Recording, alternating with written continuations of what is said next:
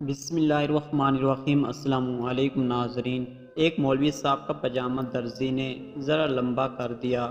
مولوی صاحب شرعی یعنی ٹخنوں سے اونچا پاجامہ پہنتے تھے۔ بیگم سے کہا کہ جمعہ سے پہلے ذرا پاجامہ 4 انچ کم کر دینا۔ بیگم روز مرہ کی مصروفیات میں بھول گئی۔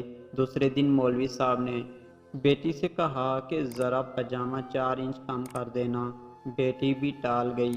تیسرے دن مولوی صاحب نے بہو سے پاجامہ 4 انچ کم کرنے کا کہا۔ بہو بھی بھول گئی۔ جمعے کے دن آن پہنچا تو اچانک بیگم کو خیال آیا کہ آج جمعہ ہے اور مولوی صاحب نیا پاجامہ پہن کر جمعہ ادا کرنے جائیں گے۔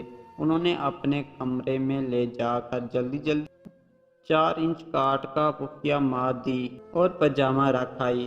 کچھ دیر بعد بیٹی کو خیال آیا تو اس نے بھی پاجامہ 4 انچ کاٹ کر سلائی مار دی۔ اس کے بعد بہو نے بھی یہی عمل دہرایا۔